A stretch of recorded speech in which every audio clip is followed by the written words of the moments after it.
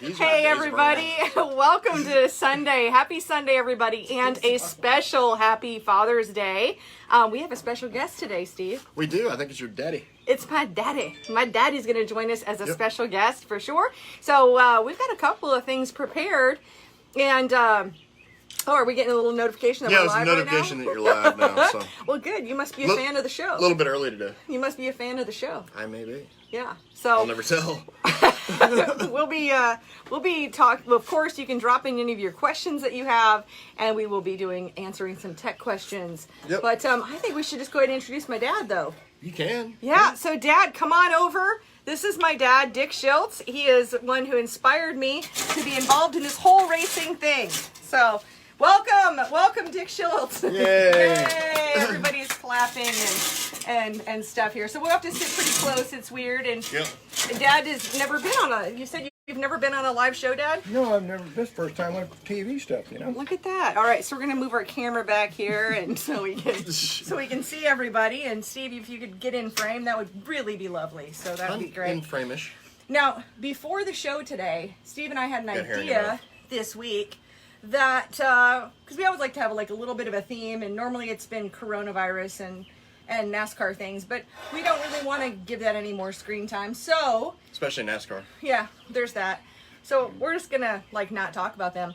But instead, we decided that independently, Steve and I have each written down the top 5 stupidest rules that we've run across in crate racing. So, figured, Dad, you can weigh in on some of these too and see what you think. So, you want to go from top to 5? Well, now let's make this clear. We did this independently, so I have no clue what her. We're gonna go from 5 to 1. Correct. Is what we agreed upon, but I have no clue what your shit is, and you have no clue what mine is. Right. So there's that. Yeah. So do you want to? Ladies first. Ladies first. I'll let you go first. Okay. All right. Well, this one's a little. Now this is the top 5 stupidest rules in crate racing. Well, actually, I'm going to kick it off with number 5 being lack of fire suppression rules. Because if there is one thing I learned from you, Dad, here's the crazy thing. I sell fire suppression, and it took me a while to get there. And the reason why is I thought it was something that everybody had. You know, you were always had a fire extinguisher in your car when I was growing up as a kid because, well, fire suppression didn't exist back then. But you always had a way of fighting a fire in your car. So I just thought, well, this is what all racers do. And as I've discovered, not all racers do. So my number 5 is the lack of fire suppression rules, and I think that they should be mandatory in I think that's a good one. I think they should be mandatory. Did you ever catch on fire? No, I actually never have, but always had that thought in my mind. That would be the worst thing that I think I've ever would have happened to you. I've heard a lot of horror stories about it, and that's the last thing I want to do is get burned. And thinking back to fire extinguishers that we had in our cars back then, probably most of them were non-functional anyway. But it was a dangerous life back then, and I guess we didn't realize it, and that's just the way it was. Because you raced back in the well, you've raced forever.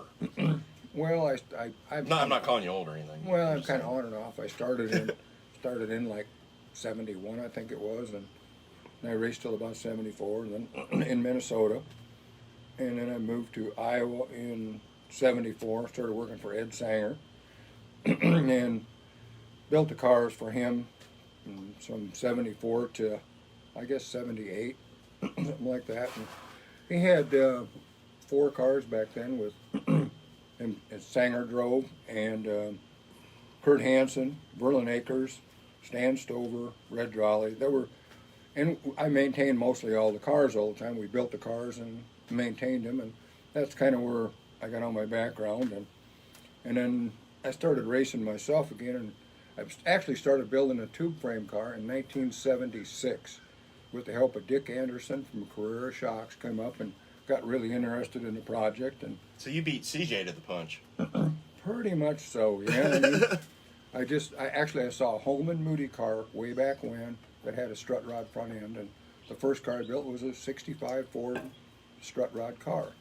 And Dick Anderson saw the car, what I was starting with, and we could hear Tuna Speedway in the background on a Sunday night, and Dick Anderson and I were working on the car in the back room, and we could hear the races going on. And I mean, that's just where it started from. and I just got intrigued about building stuff. I'd never really thought about being a good driver or anything, but anyway, that's just how it turned out, and so started building tube frame cars. And back then at the time, Sanger was building everything with the Camaro snout cars, and I always had I'm all kind of a Ford guy, I guess, so.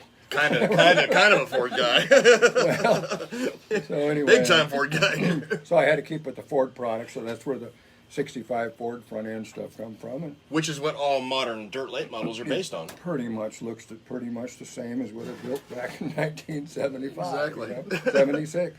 So that's kind of my background at it. I always like to build things, and that's just kind of what I did. That's awesome.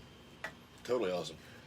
Yeah, you do more than just build things. You're a master fabricator. Yeah, he's you like can pretty much. make anything Trust me, out I've of seen him. nothing, and I make some learned that from amazing you. stuff. I just do it differently. So, All right, so what's your my number number five. Wait, oh shit, I got these backwards. oh, you even have them in separate cards. It's my card. I had to do cards because I Okay. would forget what they were. Well, I have mine, but I put them all on one card. All right, well, the number 5 stupidest rule in in crate late model racing, whether it's asphalt or dirt, is a weight penalty for single shifter transmissions. Yeah.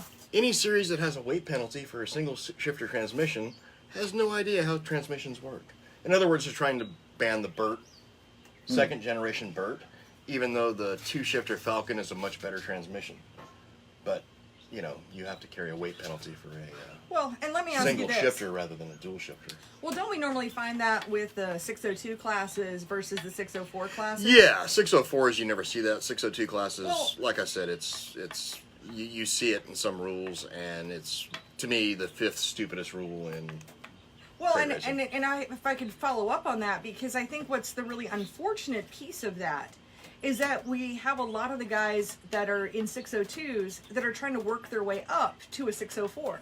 So wouldn't it be nice to, like a transmission is one of those things that could carry you forward in that next division, Well, but there's it's going to hold you back. there's that, and you run into the situation where a lot of guys running 602s are buying old super late models to put 602s in, and what do they come with?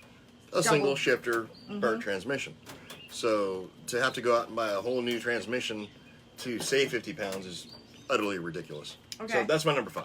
All right. So our number 4. Okay. This one is also more universal.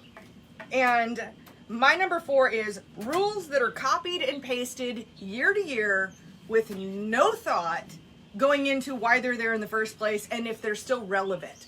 I really think, you've got rule books. We're not talking about a NASCAR rule book that's, about 2 inches thick. I'm talking about your standard rules, which are, fewer than 3 10 pages, whatever. I don't think it's too much to ask to review. Trying to call us. Oh. Yeah. Okay. Where it's like in every dirt late model rule book where it's like rule number 1, everything must remain as comes from GM stock. Yeah. That kind of crap. It makes no sense because nothing does and nothing can be because. And then nobody can tell you why it's there in the first place. Right. So Exactly. so I think it doesn't hurt to. Review your rules. Yeah. Yeah. If there's going to be a rule. I agree. So that's my number 4. You'd have to have kind of a bias, somebody that's unbiased on that thing, because I learned a long time ago, racers cannot make their own rules. Oh God. Thank you. That is a great point. That is a great point. I've seen that before, and for instance, a long time ago, one guy had back when they really didn't have a tire rule, McCreary came out with a humper tire. It was a 104-inch tire. So he got a hold. They were hard to get. He got a hold of one, and it was the end of the year. It was a big race, and he was basically a 9th or 10th place car. So anyway, he got a hold of a tire. There was only 2 cars there with this big tires on. He ran second. So they had a rules meeting at the end of the year, and he said that this is the greatest thing there was. Well, the only problem is we were on $75 tires at the time, and the humpers were 140, I believe. So anyway, he kind of got everybody together, and we need to get the humpers in. It'd be such a great deal.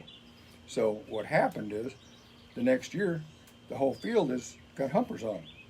Now he's a 10th place car again, and the problem is instead of paying $70 for tires, he's paying $140. Right. So it's just that's the thinking that a lot of racers have. And they don't think of the future, what's going to happen. And I saw that, and I emphasized that rule over the years, and that's just kind of what happens. It's like cutting off your nose to spite your face, or shoot yourself in the foot. Yeah.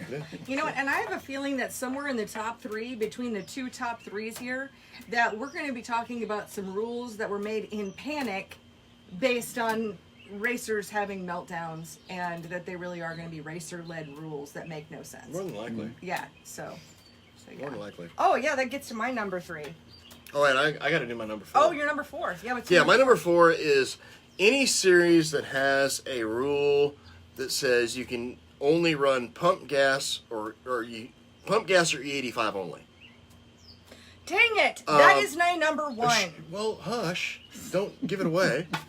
So number 4 is like pump gas or E85 only, or the other rule that goes along with this is pump gas or 110 only.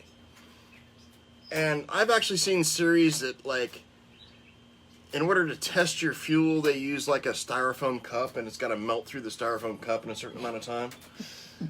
Which is the stupidest shit I've ever seen in my entire life, because I can add one chemical to that and make it not melt through the styrofoam cup, which means it's, I don't know, or make it melt through faster, or I can take different fuels, and I mean, it's just stupid. Anyways, ignorance is number 4, which is going to be pump gas or 85, or pump gas or 110 only, because unless you're sending shit to a lab, it's unenforceable. Well, I think it's unenforceable, but what I'm really more concerned about, because, you know, I'm the kinder, gentler side of this, is... No. No. I know, I'm kind of a badass, but I'm nice sometimes. But the problem I have with pump gas is that the inconsistency. I mean, if the truck, the fuel delivery truck, left the place 5 minutes ago and it's just kicked up all of the sludge from the bottom of that tank, I mean, pump gas is not going to be consistent week to week, which means you can never set up your carburetor. Really the key to crate engines today. Did you want to save this speech for your number 1? No.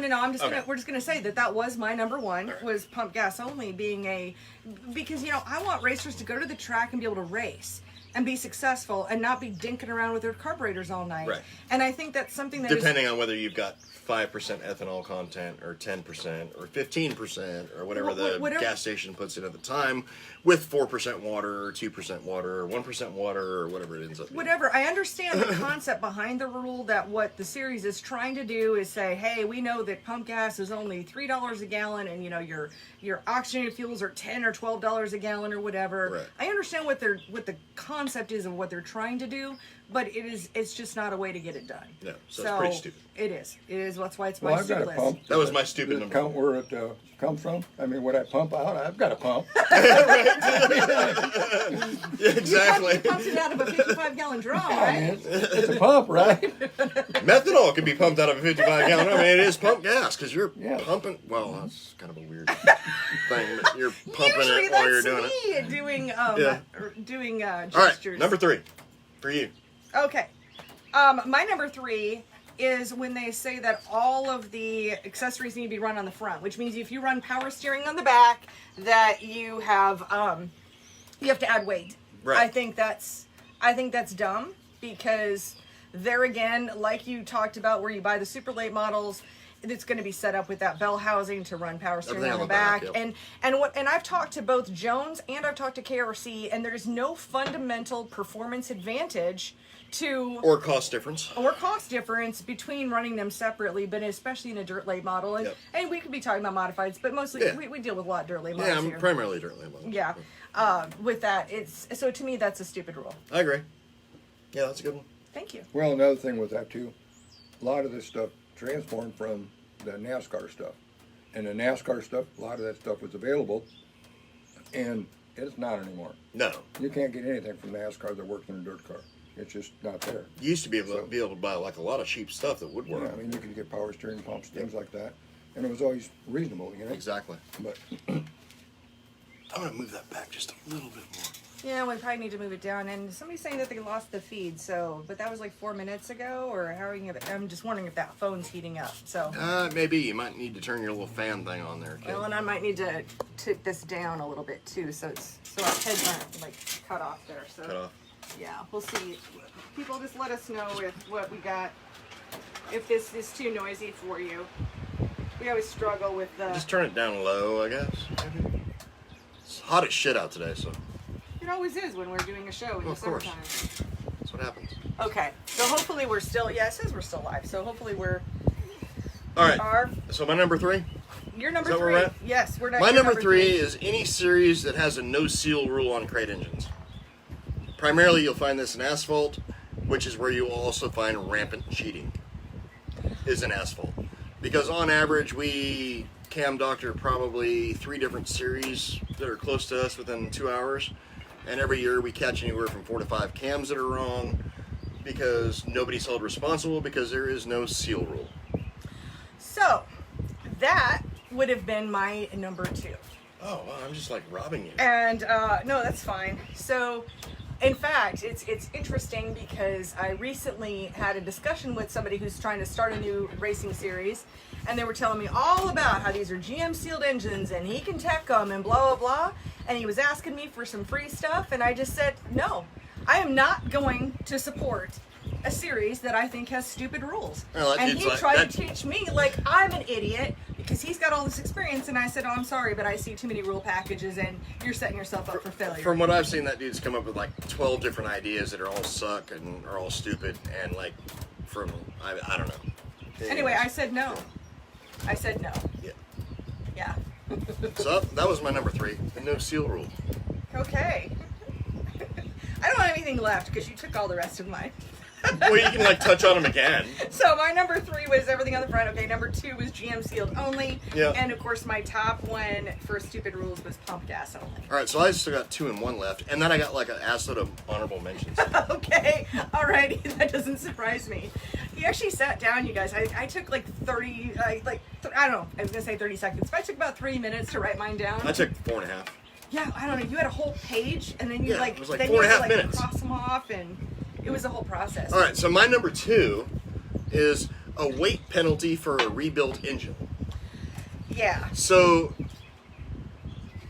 I understand the concept of this, sorta, but the funny thing is that any series that gives a weight penalty for a rebuilt engine, you know what that does? It drives business to me, because that tells the consumer that they need to have a rebuilt engine and it's worth taking the weight penalty for. So that's one concept of it, but here's the issue that I have with it, and it's the same. This is right up there with the GM sealed only rule.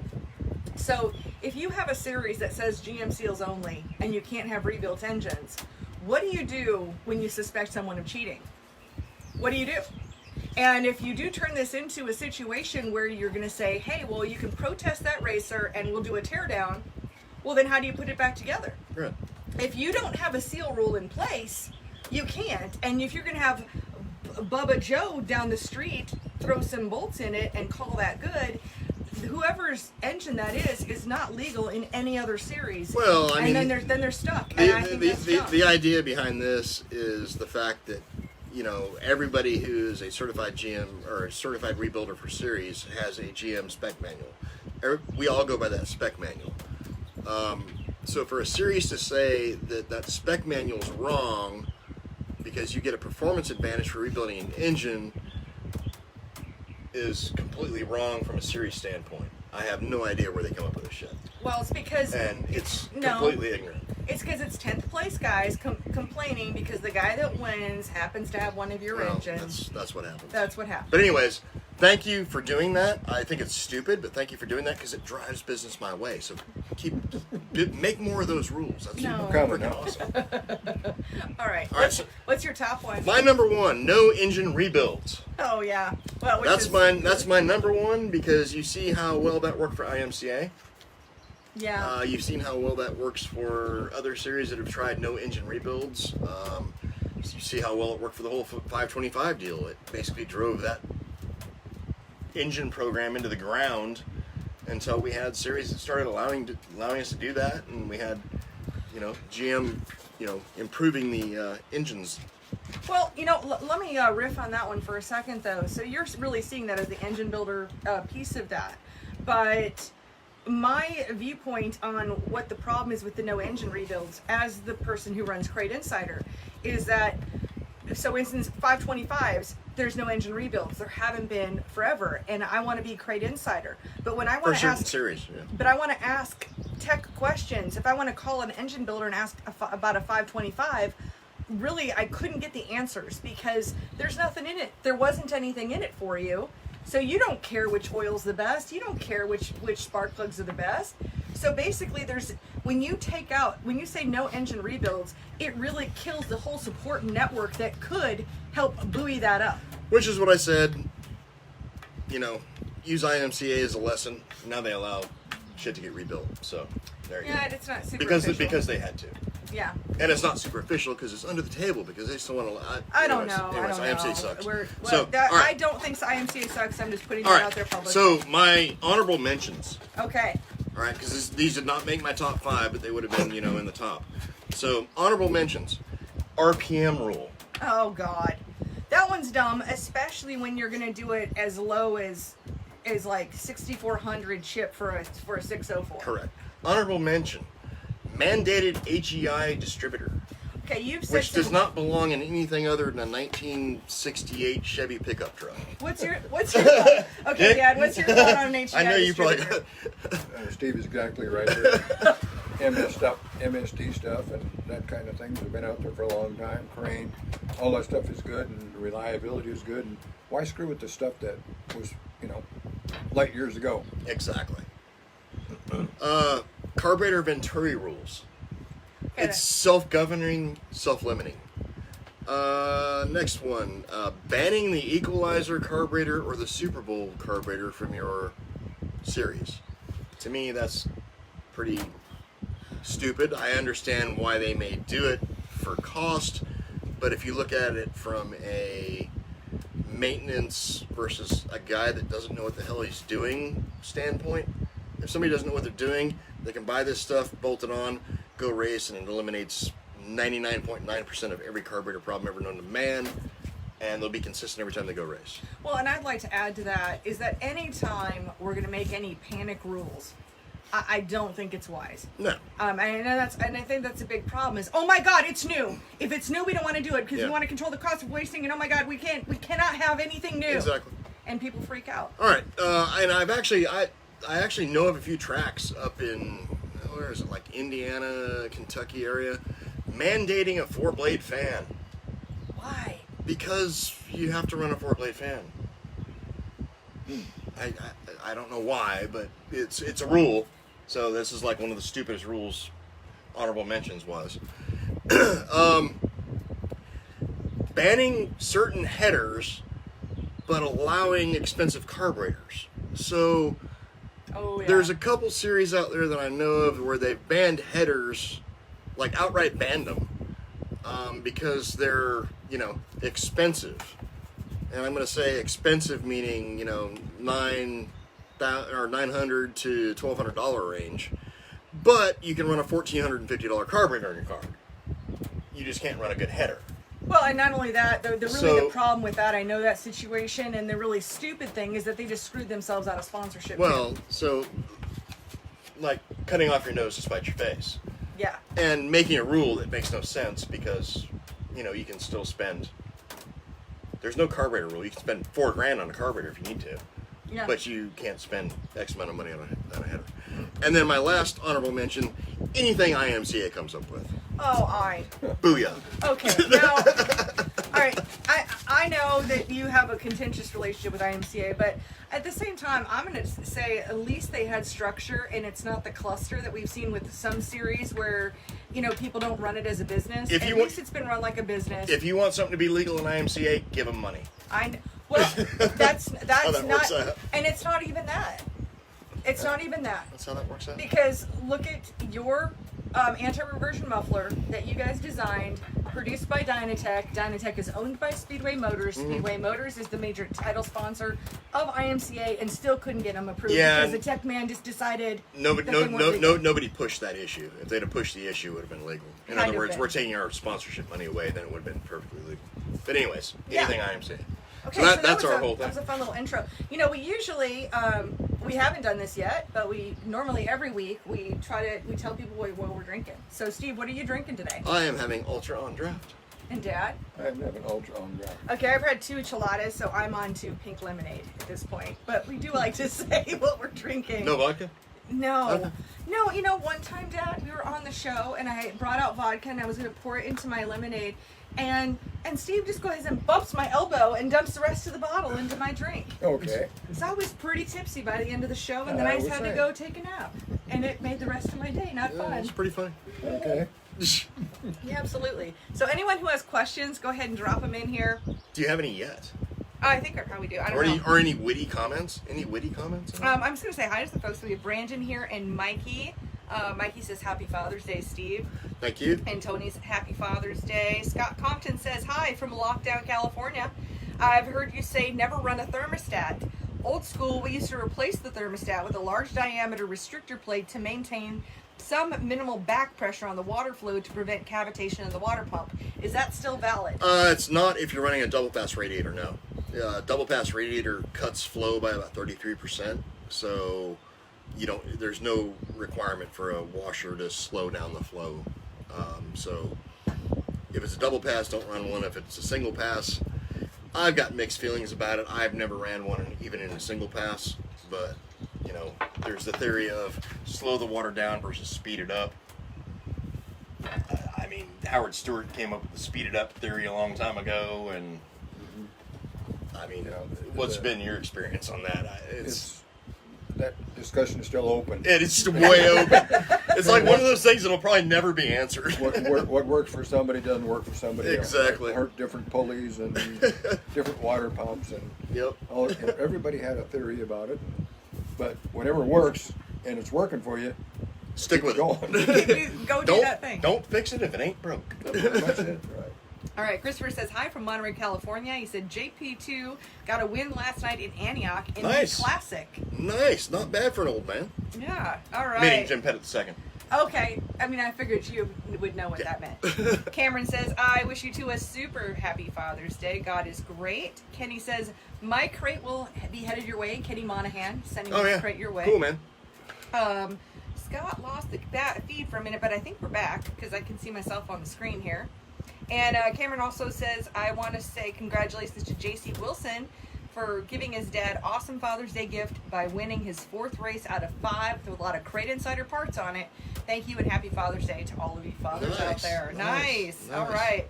Mark Stalder says, happy Father's Day, Dick Schiltz from Iowa. Team Tony Stewart 17. Thank you. Awesome. And, Cameron says, and thank you, Hooker Harness, for keeping him safe and secure.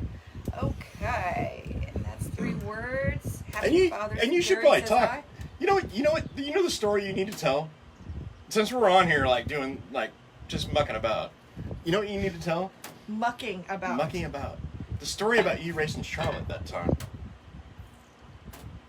Oh, with the sportsman car. Oh my gosh.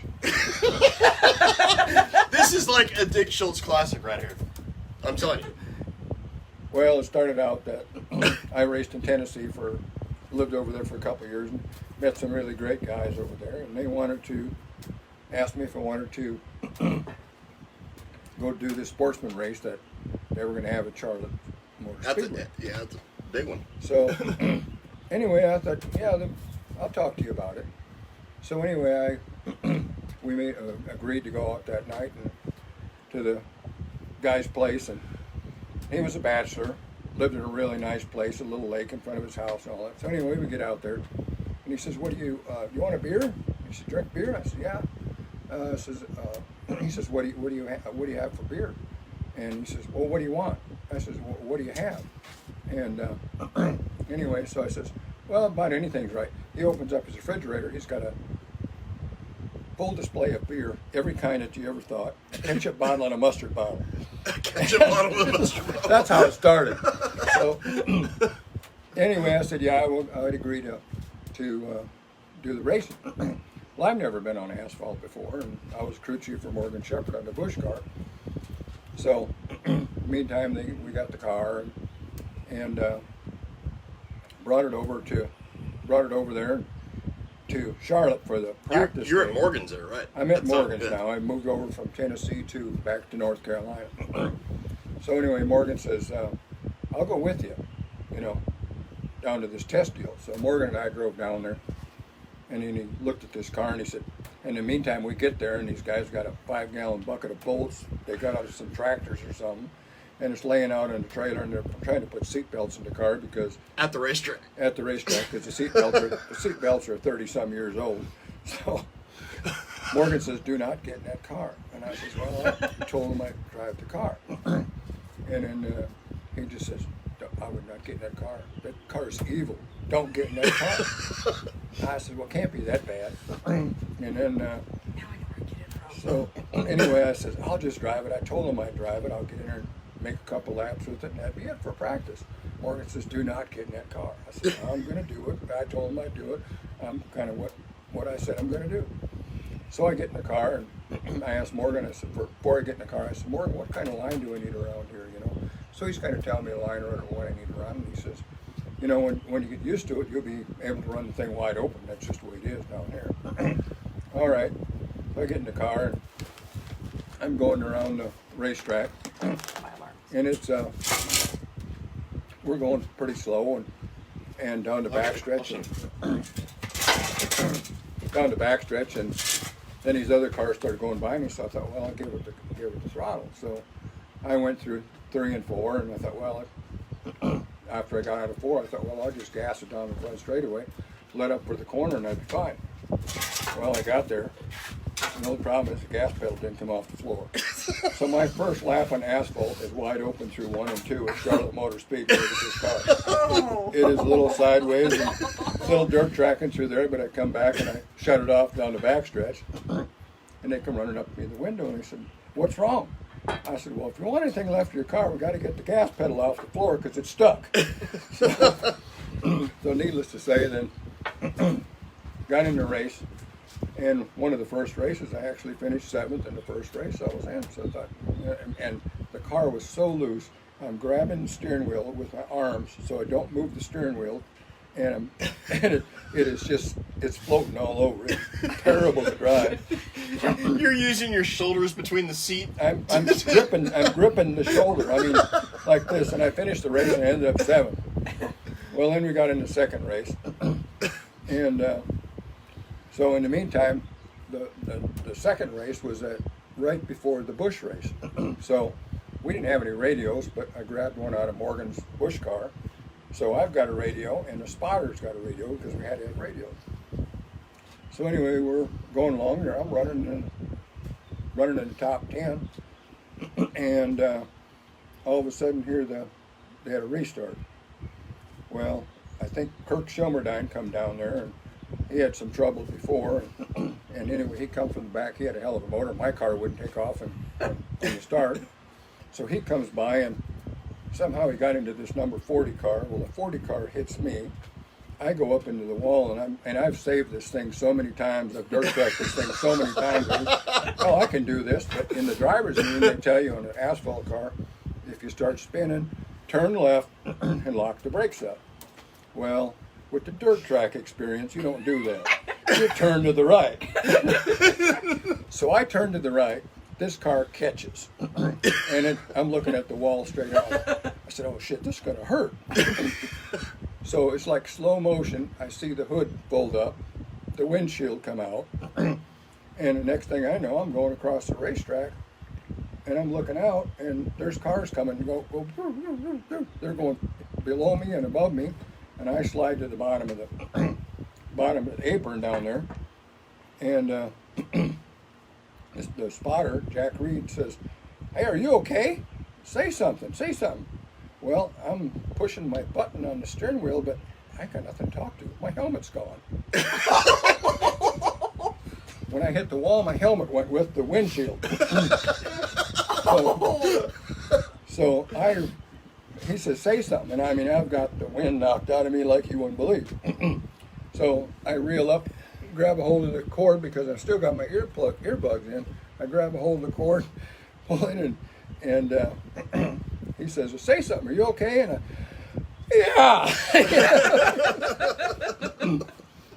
So in the meantime, they're down in the pits, and the guys are down there, and Jim, I can't remember his first name, was live on MRN radio.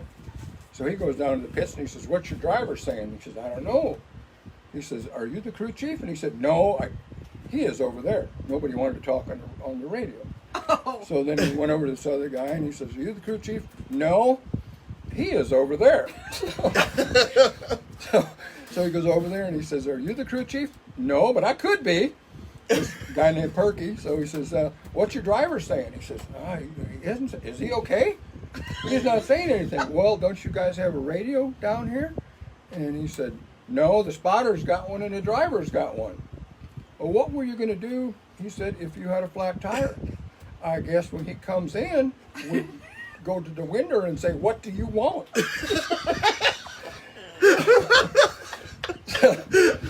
So Jim just kind of shook his head and walked away from me. So that was my asphalt experience. In the grant, did Morgan say "I told you so" after the fact? No, he didn't say anything. But then, Right. the end result is, I flattened this car so bad in the front, and I thought, man, I wrecked the car. So I took it over to Bobby Weldon, and it fixed the snout on it for him. And so anyway, the car stayed at my garage forever, and I didn't have time to do crew chiefing and drive this car. Plus, it was hot in there and smelled. It just wasn't me. I just didn't like it. So anyway, I called David Smith. I said, "David, would you like to drive an asphalt car?" Oh, we're talking about Hollywood David Smith. We're talking about Inman, South Hollywood. Carolina. I just saw Hollywood last night, actually, at Harris. So Hollywood got in the car, and he got to be friends with Wealth and the car. And I set the car at my garage, and it was one of those funny things.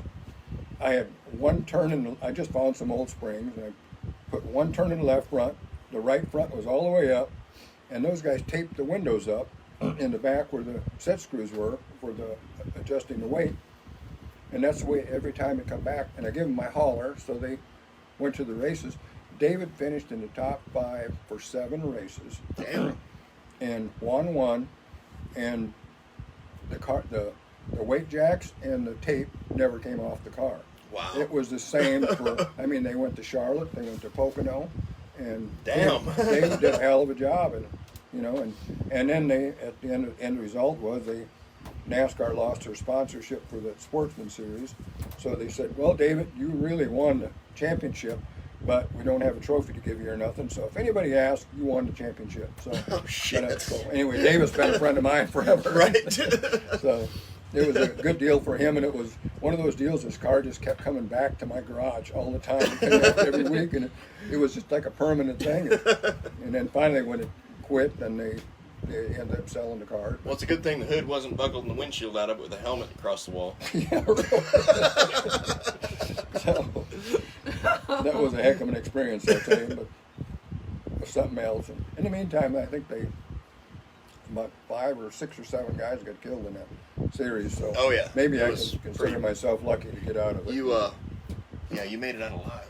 Really? That's like something to Another be thing. proud of. Well, it's one of those things. I did not belong in an asphalt car at a 1.5-mile racetrack from dirt track to... At 170 miles an hour. Yeah, it was. I think the car, they run about, probably let down the back straightaway, but it was boring to me.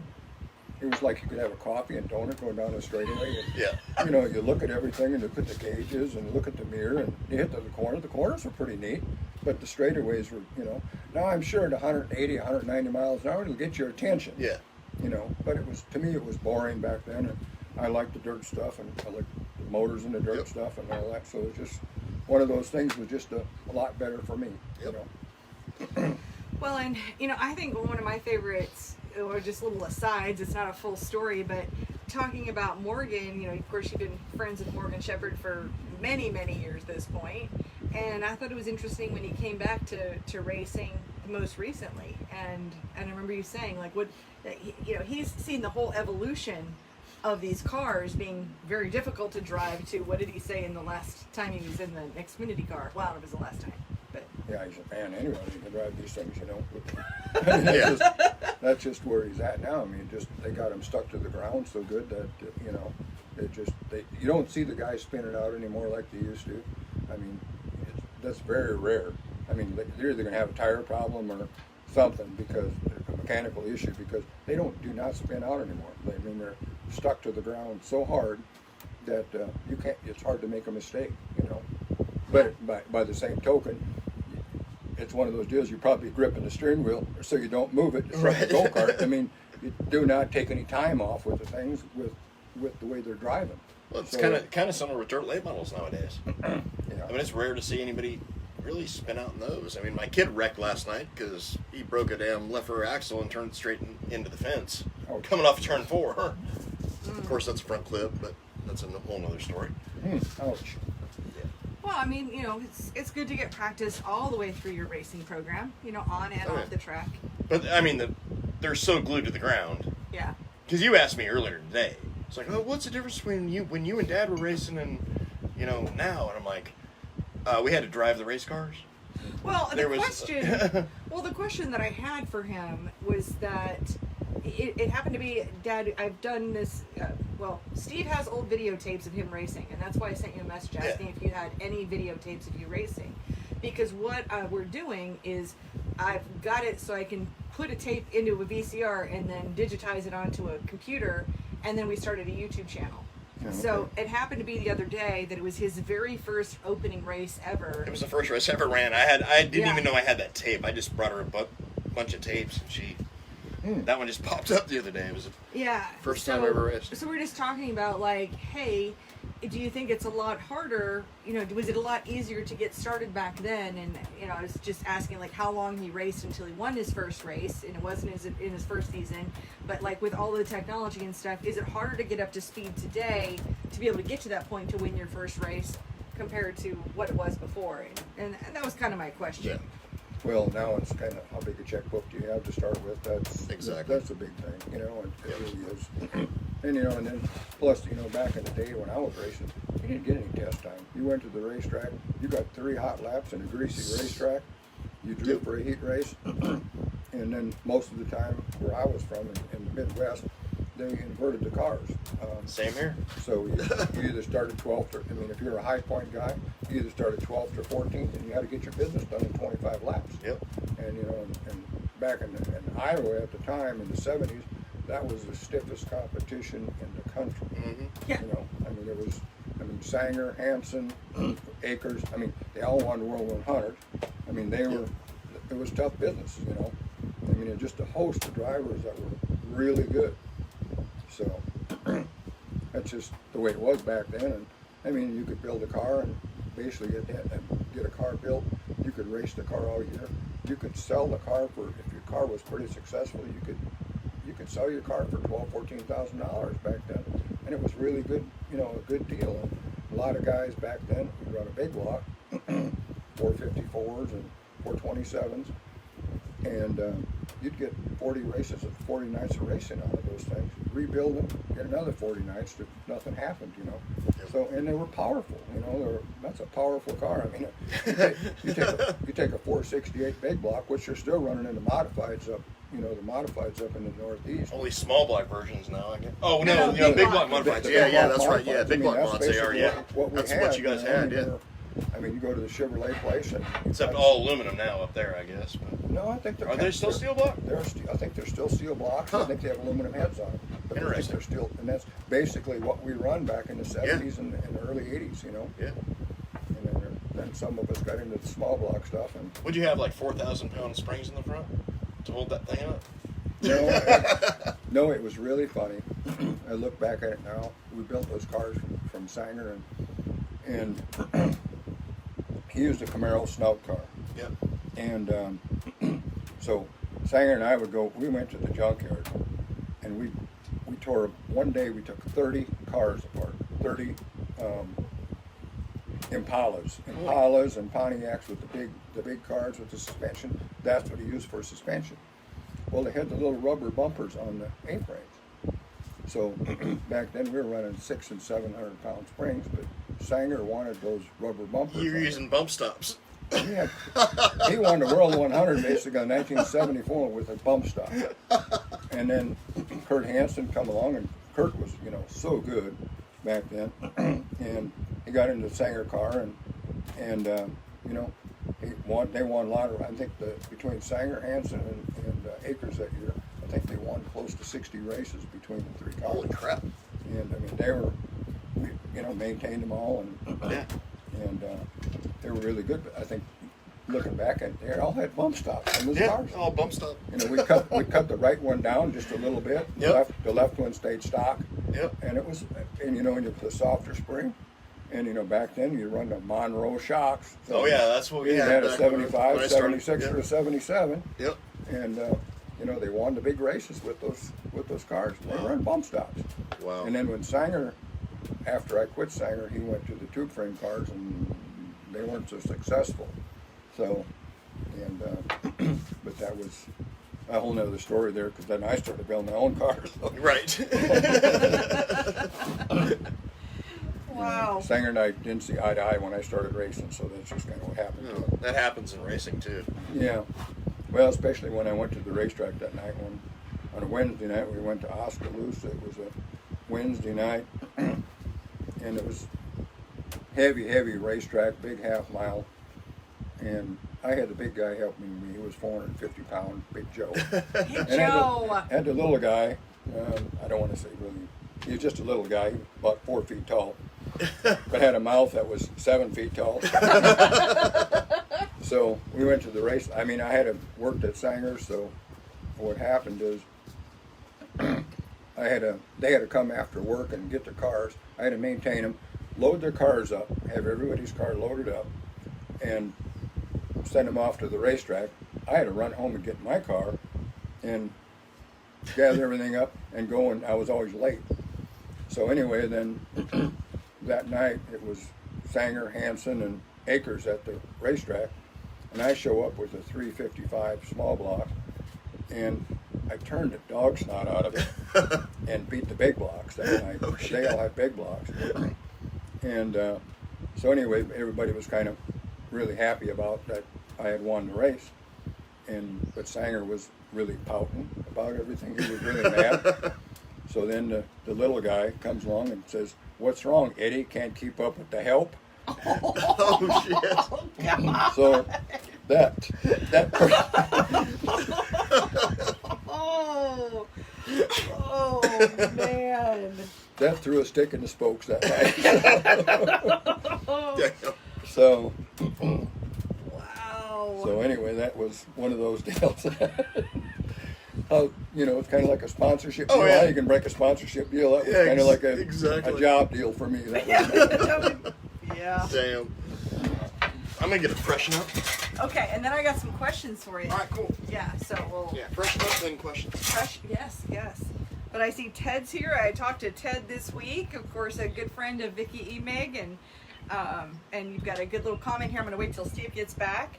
And okay. Oh, there he is. So, but Mikey, I'm going to answer your question. So he says, so when I originally bought my 602, it was when I was still a newbie and bought from Speedway Motors. It's dyno tested. Should I be worried? Is it Steve quality? Do you trust their dyno testers over there? So, right. This is going to be about Speedway. I'm not going to say anything bad about anybody else. So, with Speedway, it's just going to be a dynoed 602. I mean, which means it's going to probably have a break-in dyno on it. And there's nothing wrong with that. But what Steve does is to blueprint them, and to say something is with Speedway, it wouldn't be blueprinted. I wouldn't think it would. I would assume not. No. I would assume it would not be, so it would just be dynoed. But Ted, he's a good friend of Vicky Emig. They've been friends forever. Says, how about this rule? 30 events and your top 12 finishes are all that counts for the point championship. Then complain because you are not getting enough cars each night. What are your thoughts? Okay, I don't know. I don't understand the question. Well, hey, I think the question is, hey, if there's 30 events and all you're going to count is their top 12 finishes, and then the series is complaining because they don't have a good enough car count. Well, why would you have a car count? Well, you wouldn't have a car count if you're doing that. Yeah, so that makes no sense. Yeah, so yeah, I think Ted's just kind of weighing in on the stupid rules. Oh, yeah, that would gotcha. be a stupid one. That would be a stupid rule. Oh, Cameron, listening to your story, Dad says, thank God for the seatbelts. An awesome story on that. And he also says asphalt is to get to the track. Those Well, were 30-year-old seatbelts too, by the way. So somebody did a great stitching job on them things. Now your mom, it's so fun because your mom was here for Mother's Day. Yep. And so your mom just chimed in and said Happy Father's Day. So to both of you guys. So good deal. And Tori says Happy Father's Day, y'all, and also hey Boo Boo, because of course that was Boo Boo making a special appearance. Cameron's loving the stories, awesome stories. Is so cool. He said I think the show should be 2 hours. Well, don't really know what this does for racers, fans, and all the above. So thank you. Yeah, that's just fun. Something to do. And Cameron says in racing it's called the Steve stamp. Oh, Steve stamp of approval. Sean says any news on the different plugs for E85? Yes, you gave that number to me. Wasn't it the Autolite 110s? No. The plug I was thinking about, actually, I need to reevaluate this because the plug I was thinking of, it's a resistor plug because we had to run it with the ignition box we were using. So I'll have something here coming up soon. Okay, gotcha. Because we're using that. You're trying out that E7 box. Yeah, it's an E7 box. It requires a resistor plug. Oh. Where an okay. MSD or something like that, you don't want a resistor plug. Gotcha. So I got to do a little bit of monkeying around to come up with that. Yeah. Well, and that's all we have for questions. But I don't want to throw something out there and have it be wrong for somebody else. No, we don't want anything bad to happen there. But I think we're probably gonna sound off early. Do you have anything else? I'm good. I'm gonna go to my brother's house and shoot guns and drink beer and have a good time. Gotcha. And my daddy's got some horses to feed. Mm-hmm. You know, we got hungry horses. Yeah. Mm-hmm. You can't be. Yeah, and horses, they're a little bit finicky. You And a hungry hippo dog. So We got. So you've moved on from horsepower in a car to literal horsepower.